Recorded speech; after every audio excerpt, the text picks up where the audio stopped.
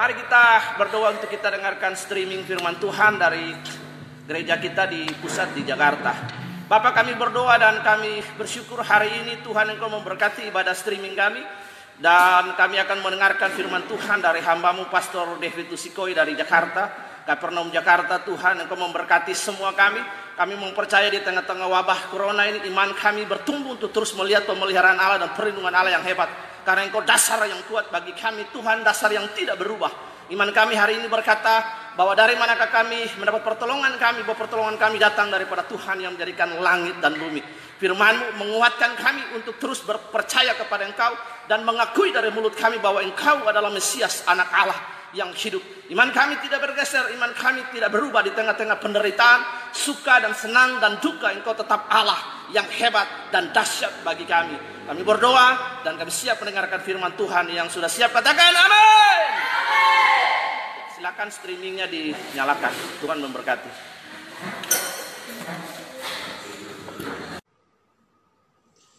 Shalom, selamat pagi semua jemaat Tuhan yang ada di jemaat Tuhan GB Kapernaum yang ada dimanapun berada. Selamat pagi, shalom. Pagi hari ini saya pendeta PDP David Philip Usikoi, Gembala Sidang dari jemaat Kapernaum yang ada di Klaten dan Yogyakarta. Terima kasih buat kesempatan yang diberikan kepada saya untuk menyampaikan kebenaran firman Tuhan pagi hari ini. Tapi marilah sebelumnya kita berdoa dulu. Tapi sebelum kita berdoa, saya mau sapa dulu jemaat Tuhan GB Kapernaum dimanapun saja berada. Selamat pagi, biar semua kita diberkati Tuhan dengan perenungan firman Tuhan pagi hari ini. Mari kita tundukkan kepala dan kita akan berdoa. Bapa di surga, kami bersyukur, terima kasih bahwa kebaikan Tuhan atas kehidupan kami, sehingga kami diberikan kesempatan untuk mendengar firman Allah, berkumpul bersama keluarga di rumah, untuk duduk, dengar firman Allah pagi hari ini. Kami menyerahkan pemberitaan, renungan firman Allah pagi hari ini Tuhan, di dalam tangan Tuhan. Bila Tuhan membuka rahasia kebenaran firman Allah, berikan pengertian yang baru buat kami pagi hari ini, sehingga kami bisa mendengar firman Allah, bahkan diberikan kekuatan Roh Kudus yang memampukan kami untuk melakukan kebenaran firman ini Tuhan. Kami akan mendengar firman Allah Tuhan, di dalam nama Tuhan Yesus kami berdoa dan mengucap syukur. Haleluya. Amin. Bapak Ibu Saudara jemaat Tuhan yang ada dimanapun berada, GB Kapernaum. Pagi hari ini saya akan menseringkan firman Allah, membagikan firman Allah yang saya kasih judul adalah kualitas hidup anak kerajaan. Mari kita buka Alkitab kita di dalam Matius 5 ayat 20.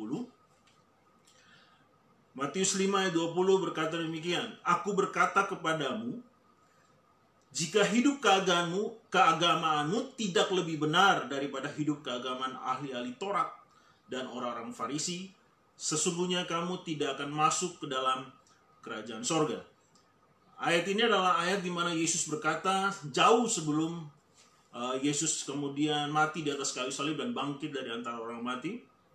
Merupakan satu perkataan firman Tuhan. Kalau saya membaca dalam terjemahan bahasa Indonesia sehari-hari, Alkitab bahasa Indonesia sehari-hari, bunyinya demikian. Jadi ingatlah, kalian tidak mungkin menjadi umat Allah kalau tidak melebihi guru-guru agama dan orang-orang Farisi dalam hal melakukan kehendak Allah. Kalau kita membaca ayat ini, maka saya dapat simpulkan, Bapak Ibu Saudara, bahwa ini berbicara tentang kualitas hidup kita, kekristenan. Itu bukan hanya bicara tentang agama, bicara tentang ritual keagamaan, tapi Yesus mau kita melebihi dari semua itu.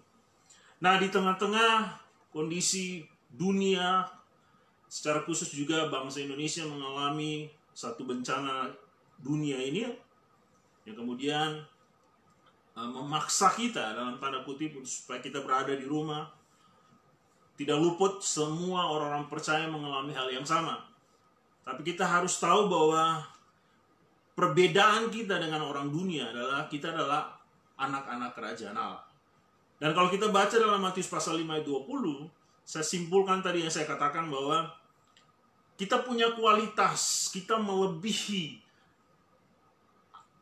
semua yang dimasukkan dalam Alkitab ini. Bahkan dikatakan kita hidup keagamaan kita harus lebih benar, lebih baik dari ahli Taurat dan orang-orang Farisi.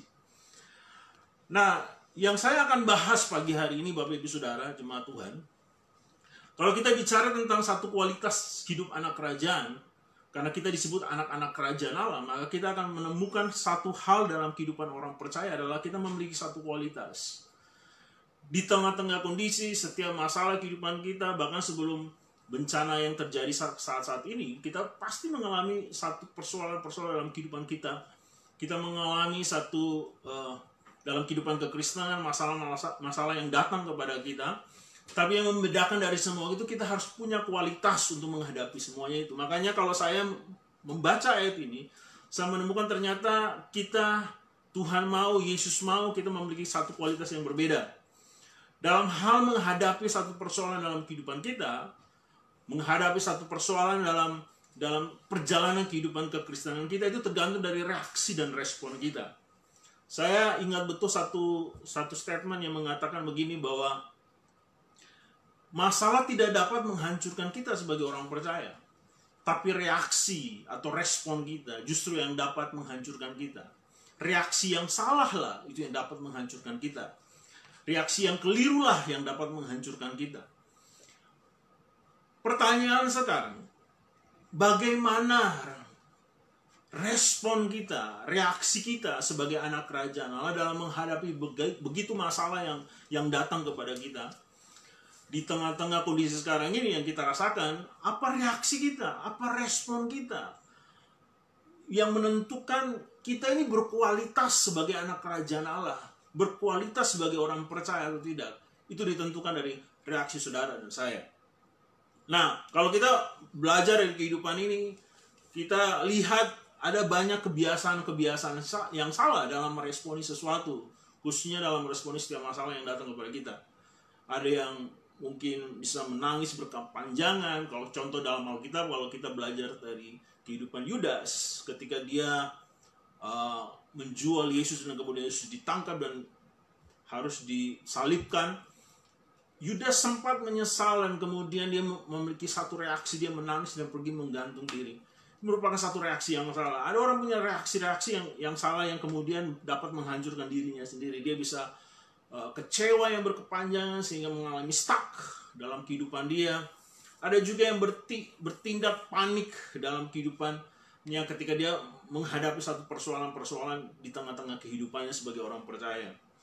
Nah, pertanyaannya, Bapak Ibu Saudara, apa kata Alkitab tentang reaksi? Tadi saya katakan dari awal bahwa reaksi yang benar, reaksi kita sebagai orang percaya itu menentukan kualitas kita. Apakah kita anak kerajaan Allah atau bukan anak kerajaan? Apa reaksi kita di dalam Alkitab? Mari kita buka Alkitab kita yang pertama di dalam kisah Lazarus, waktu Lazarus dibangkitkan oleh Tuhan Yesus. Di dalam Yohanes pasal 11, tapi ada 2 ayat saja yang saya akan bacakan bagi Bapak Ibu Saudara. Bapak Ibu Saudara bisa membuka Alkitab di rumah. Apa reaksi Yesus ketika Yesus mendengar kabar bahwa Lazarus sedang sakit parah? Mari kita baca di dalam Yohanes 11 ayat 5 dan 6. Di situ dikatakan begini, saya akan bacakan. Yesus memang mengasihi Marta dan kakaknya dan Lazarus. Namun setelah didengarnya bahwa Lazarus sakit, ia sengaja tinggal 2 hari lagi di tempat di mana ia berada. Perhatikan reaksi Yesus. Ketika Yesus mendengar kabar bahwa orang yang dikasihinya, Lazarus, sedang sakit parah, Alkitab mencatat begini, Yesus malah sengaja tinggal 2 hari lagi. Yesus tidak langsung kemudian bereaksi ketika mendengar kabar itu dan kemudian cepat-cepat pergi mendatangi Lazarus dan kemudian mendoakan Lazarus dan kemudian Lazarus bisa disembuhkan Tuhan. Tapi reaksi Yesus ketika dia mendengar kabar yang kurang mengenakan ini, apa yang dilakukannya? Yesus malah sengaja menunggu lebih lama lagi. Nah, kalau kita menjadi anak kerajaan, kualitas anak kerajaan Allah, seorang anak kerajaan Allah, dia tidak cepat bereaksi. Reaksi yang dilakukannya sebagai contoh bagi kita, dia tunggu. Dia tidak cepat-cepat mengeluarkan satu statement, dia tidak cepat-cepat mengambil satu kesimpulan, tapi dia menunggu. Dia menanti apa yang harus dilakukan. Karena kalau kita sebagai orang percaya, mungkin ketika kita mendengar satu kabar buruk, hal-hal yang menimpa kehidupan kita, langsung kita cepat bereaksi. Apalagi zaman sekarang, langsung tiba-tiba di-post aja ke media sosial. Kemudian semua isi hati kita, isi rumah tangga kita, semua diketahui oleh orang banyak. Karena reaksi kita yang terlalu cepat mengambil keputusan.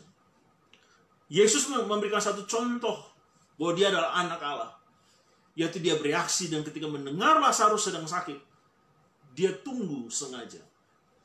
Apakah reaksi Yesus merupakan reaksi yang iseng atau ternyata reaksi Yesus ada tujuannya? Kalau saudara membaca kisah itu sampai selesai, maka saudara akan menemukan, Alkitab mencatat dalam kisah itu, bahwa Yesus ketika dia membangkitkan Lazarus keluar dari kubur dan Lazarus bangkit, maka apa yang dilakukan oleh Yesus? Yesus berkata bahwa syukurlah pada waktu itu aku tidak datang, supaya engkau semua belajar percaya.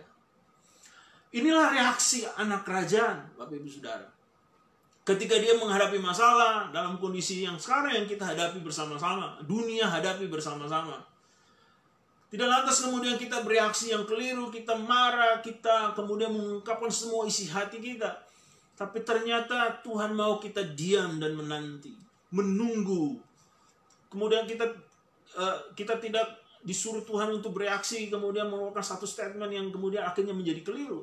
Ternyata Yesus memberikan contoh ketika dia mendengar kabar ini.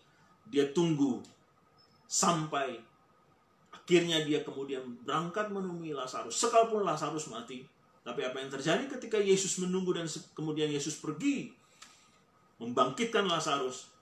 Ketika orang semua melihat itu, kemudian mereka menjadi takjub dan memuliakan nama Tuhan. Inilah reaksi anak kerajaan Allah. Saya ingat betul kalau saudara membaca satu sejarah tahun 1986 ketika seorang calon astronot yang akan menerbangkan pesawat luar angkasa. Ketika dalam proses pemilihan siapa yang akan masuk dalam kelompok yang untuk pergi menerbangkan pesawat luar angkasa pada tahun itu, yaitu tahun 1986. Ternyata ada seorang yang bernama Franz, dia tidak terpilih dari menjadi salah satu kelompok yang pergi menerbangkan pesawat luar angkasa Amerika. Dia sempat kecewa saat itu. Tetapi ketika pesawat itu terbang, ternyata pesawat itu meledak di udara. Dia kemudian kaget. Dia sempat kecewa, dia sempat menyalahkan Tuhan. Dia sudah berdoa supaya dia termasuk dalam kelompok yang akan pergi dengan pesawat luar angkasa itu. Ternyata dia belajar tentang satu reaksi. Diam menunggu waktu Tuhan. Bapak Ibu Saudara, saya mengajak jemaat Tuhan dimanapun berada, GBI Kapernaum. Saya mengajak Bapak Ibu Saudara untuk menunggu dan tidak cepat bereaksi. Melihat situasi, diam lebih baik daripada saudara cepat bereaksi dalam menghadapi setiap persoalan dalam kehidupan kita sebagai orang percaya, dalam menjalani kehidupan kekristenan. Yang kedua, apa sih kualitas anak kerajaan Allah? Kalau kita bicara tentang kualitas anak kerajaan Allah, maka kita belajar dari kisah di dalam 1 Samuel 30 ayat 1 sampai 25. Saya tidak membacakan ayat ini secara lengkap, tapi saya akan mengutip satu ayat saja, yaitu pada ayat yang ke-6. Kalau saudara membaca ayat ini di rumah, saudara buka Alkitab, bahkan Bapak Ibu Saudara yang sudah tahu tentang kisah ini, yaitu saya akan menceritakan sedikit latar belakangnya. Daud ketika bersama orang-orangnya kembali ke Ziklag, kemudian mereka kaget luar biasa ketika mereka mendapati tempat mereka itu sudah dibakar. Bahkan anak, istri, semua orang, bahkan Daud sendiri, dia punya 2 istri yang kemudian diculik oleh musuh, oleh orang-orang Amalek. Apa yang terjadi? Semua orang bersedih pada waktu itu, termasuk Daud. Bahkan karena pasukan-pasukannya, orang-orangnya kemudian ketika mereka bereaksi, lihat reaksi mereka. Kalau saudara membaca itu kisah itu secara lengkap, mari kita baca dulu di ayat yang ke-6. Dan Daud sangat terjepit karena rakyat mengatakan hendak melempari dia dengan batu. Perhatikan. Mereka bereaksi adalah ketika mereka mendapati istri, anak mereka, saudara perempuan mereka, orang tua mereka diculik oleh orang-orang Amalek. Bahkan perkampungan mereka dibakar habis. Mereka kemudian apa? Di kisah dikatakan hendak melempari Daud dengan batu karena mereka mau menyalahkan Daud. Ini gara-gara Daud. Perhatikan ayat itu, saya akan bacakan. Seluruh rakyat itu telah pedih hati masing-masing karena anaknya laki-laki dan perempuan. Tetapi Daud, perhatikan reaksi Daud. Daud menguatkan kepercayaannya kepada Tuhan. Kalau saudara membaca ayat terjemahan ini dari terjemahan bahasa Inggris, saudara akan menemukan artinya begini. Daud itu dia memberi semangat dirinya. Dia menguatkan dirinya. Dia mendorong semangat dirinya. Di tengah-tengah dia terjepit, hendak dilempar. Saudara bayangkan aja, Daud ini istrinya sudah diculik. Sekarang mau dilempar oleh orang-orangnya, oleh pasukannya. Reaksi Daud. Perhatikan Bapak Ibu Saudara. Inilah reaksi anak kerajaan Allah. Ketika dia menghadapi masalah, reaksi dia adalah dia menguatkan dirinya. Sebagai orang percaya, kadang-kadang kita tidak bisa mengharapkan orang lain. Kadang-kadang istri kita, suami kita, anak-anak kita, saudara kita, teman kita, mungkin tidak bisa diandalkan untuk menguatkan diri kita saat kita dalam keadaan terpuruk. Tapi kalau kita belajar dari kisah Daud, maka kita menemukan Daud dia menguatkan dirinya. Dia dorong imannya, dia dorong hatinya supaya dia kuat menghadapi ini. Inilah kualitas anak kerajaan Allah. Ketika dia menghadapi persoalan, dia kuatkan dirinya. Anak kerajaan Allah bukan ketika menghadapi persoalan, kemudian dia lari dari persoalan. Dia marah, dia kecewa, bahkan akhirnya dia menghabiskan dirinya. Bunuh diri mungkin. Tapi kualitas anak kerajaan ditunjukkan oleh Daud. Dia kuatkan dirinya. Dia bangkitkan dirinya sendiri. Bapak Ibu Saudara. Ini kualitas anak kerajaan Allah. Dan saya percaya jemaat Tuhan dimanapun Bapak Ibu Saudara berada, marilah kita menunjukkan kualitas kita sebagai anak kerajaan Allah. Ketika menghadapi suatu persoalan, kuatkan diri kita. Bangkitkan diri kita. Bangkitkan iman kita. Tuhan akan tolong saudara. Kalau saudara dan saya mencoba membangkitkan iman kita, membangkitkan diri kita di tengah-tengah situasi yang sulit. Apa yang terjadi? Kalau saudara membaca kisah ini sampai selesai, maka saudara menemukan satu karya besar Allah terhadap Daud dan pasukannya ketika mereka kemudian mengejar orang-orang Amalek itu. Apa yang terjadi? Mereka dapat mengambil kembali anak-anak, perempuan, istri, diselamatkan semua, bahkan hasil jarahnya dikembalikan semua. Itu lahir dari reaksi dan sifat seorang anak kerajaan Allah, yaitu menguatkan dirinya. Saya berharap Bapak Ibu Saudara sebagai hamba Tuhan, jemaat Tuhan dimanapun berada, ketika kita terjepit dengan satu persoalan dalam kehidupan kita, mari kita bereaksi, yaitu menguatkan diri kita. Ya, kuatkan iman saudara. Dan saya percaya Tuhan pasti tolong saudara dan saya. Di tengah-tengah situasi semacam ini, banyak yang kehilangan pekerjaan, pendapatan semakin berkurang, ya, orang tinggal di rumah, orang tidak keluar rumah, tapi uang yang keluar. Pengeluaran semakin besar. Saudara mungkin kebingungan dan terjebak dengan keadaan saudara dan saya. Tapi saya percaya ketika kita menguatkan diri kita, menguatkan iman kita, maka Tuhan akan tolong kita. Yang ketiga, kualitas anak kerajaan Allah. Kita belajar dari kisah seorang tokoh perjanjian lama yang luar biasa, yang sangat populer sekali, yaitu Ayub.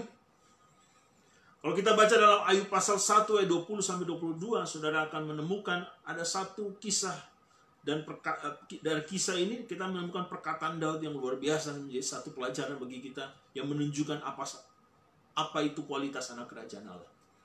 Saya akan bacakan bagi Bapak Ibu Saudara dalam Ayub pasal 1 ayat 20 sampai dengan ayat 22. Maka berdirilah Ayub lalu mengoyak jubahnya dan mencukur kepalanya, kemudian sujudlah ia dan menyembah. Perhatikan, saudara sudah tahu kisah kisah Ayub ini. Ketika dia menghadapi satu persoalan kehidupannya, anaknya mati, semua hartanya habis, bahkan dia harus mengalami sakit bisul di seluruh tubuhnya. Daud kemudian sujud menyembah. Lihat reaksinya. Dia sujud menyembah. Di ayat 21 di situ dikatakan apa? Kata Makanya dengan telanjang aku keluar dari kandungan ibuku. Dengan telanjang juga aku kembali ke dalamnya. Tuhan yang memberi, Tuhan yang mengambil. Terpujilah nama Tuhan. Kalau saudara membaca ayat 22, saudara menemukan dalam kesemuanya itu, Ayub tidak menghujat Tuhan. Bagi saudara kasih Tuhan, jemaat Tuhan dimanapun berada, kita lihat reaksi Ayub luar biasa ketika menghadapi persoalan kehidupan. Ayub, dia tidak menghujat Tuhan, tidak menyalahkan keadaan, tidak menyalahkan Tuhan. Dia sujud menyembah, dan dia di hadapan Tuhan, dia berkata, terpujilah nama Tuhan. Reaksi ketiga sebagai anak kerajaan Allah. Yang ketiga adalah Ayub memaknai masalah. Anak kerajaan Allah adalah mampu memaknai masalah. Kalau saudara baca Alkitab, saudara menemukan ada satu fase di dalam kehidupan kekristenan, yaitu fase adaptability. Fase beradaptasi dengan keadaan. Kadang-kadang kita menghadapi persoalan kehidupan, menjalani kehidupan kekristenan kita dalam menghadapi setiap situasi yang dalam sekeliling kita. Ada fase-fase sebagai anak Tuhan, kita harus beradaptasi dengan keadaan. Keadaan siapa? Keadaan yang Tuhan izinkan yang terjadi dalam kehidupan kita. Kadang-kadang kita harus masuk dalam fase-fase yang sulit dalam kehidupan kita. Saudara membaca perkataan Tuhan Yesus ketika Yesus berkata bahwa marilah datanglah kepadaku semua yang letih sudah berbeban berat, aku akan memberikan kelegaan kepada. Pikulah kuk yang kupasang. Ini adalah satu fase di mana fase Tuhan harus memberikan kuk, mengizinkan kuk itu diberikan kepada kita, dipikul oleh kita. Ada satu suasana di mana kita harus beradaptasi dengan cara-caranya Tuhan, yang kadang-kadang tidak sesuai dengan daging kita, tidak sesuai dengan keinginan kita. Tapi apa yang terjadi kalau kita menemukan dari kisah ini, kisah Ayub ini, Ayub mampu memaknai setiap persoalan. Ya, saya belajar tentang satu kisah di dalam sejarah, yaitu hukum gravitasi. Dia bisa memaknai sebuah buah apel yang jatuh menjadi satu hukum gravitasi.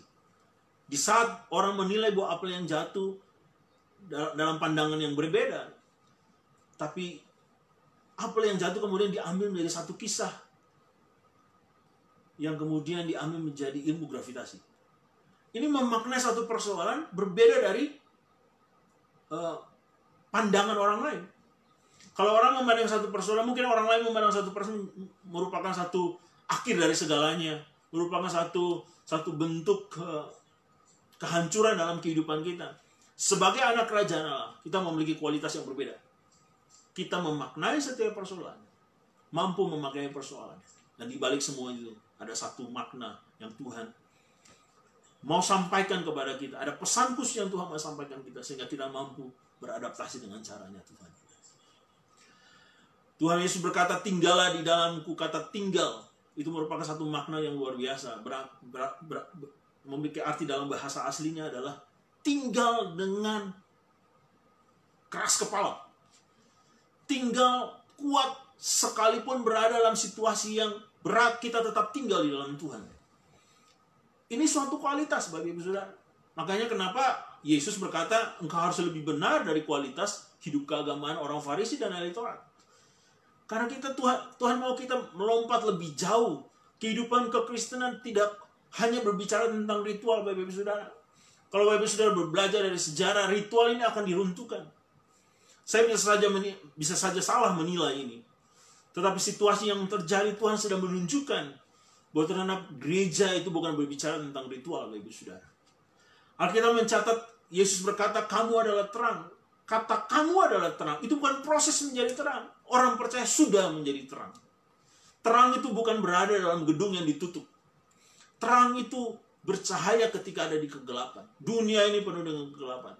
Situasi semacam justru gereja Tuhan harus tampil menjadi terang. Bagaimana bisa menjadi terang? Kekristenan harus punya kualitas yang berbeda. Kualitas yang ketiga adalah mampu memaknai setiap persoalan. Tidak menyalahkan satu yang lain. Tidak menyalahkan keadaan, tidak menyalahkan kondisi-kondisi yang sekarang ini yang kita alami bersama-sama. Tapi justru kita memaknai semuanya dengan baik. Semua persoalan kita bisa maknai dengan baik. Dan ini dilakukan oleh Ayub ketika dia menghadapi persoalan. Yang terakhir, Bapak Ibu Saudara, yang keempat, apa sih kualitas anak kerajaan Allah? Kalau kita membaca dalam Tawarik pasal 20 ayat 1-4, yaitu kisah Yosafat ketika menghadapi Bani Amun dan Bani Moab yang ketika menyerang mereka. Yosafat dan Yehuda dan umat Yehuda, kemudian di ayat yang ketiga dan 4 dalam 2 Tawarik pasal 20 ayat 3 dan 4, saya akan baca secara cepat. Yosafat menjadi takut, lalu mengambil keputusan untuk mencari Tuhan. Wajar, manusiawi kalau saudara dan saya menjadi takut ketika menghadapi persoalan ini. Tapi yang menjadi satu catatan penting dalam kisah ini, Yosafat mengambil keputusan yang benar, yaitu dia mencari Tuhan. Dan di ayat yang 4 di situ dikatakan, dan Yehuda berkumpul untuk meminta pertolongan pada Tuhan, daripada Tuhan. Mereka datang dari semua kota di Yehuda untuk mencari Tuhan. Dan saudara sudah tahu akhir dari kisah ini, di mana ketika mereka memuji Tuhan, bersorak bagi Tuhan, Bani Amun dan Bani Moab dan orang-orang dari pegunungan Seir yang hendak menyerang mereka justru bunuh-bunuhan satu yang lain. Apa kualitas yang keempat? Kualitas anak kerajaan yang keempat adalah berani mengambil keputusan. Ketika mereka mengambil keputusan, Yosafat mencari Tuhan, berpuasa, mencari Tuhan, berdoa kepada Tuhan. Tuhan bertindak. Dan ini menjadi poin penting dalam kehidupan kekristenan kita.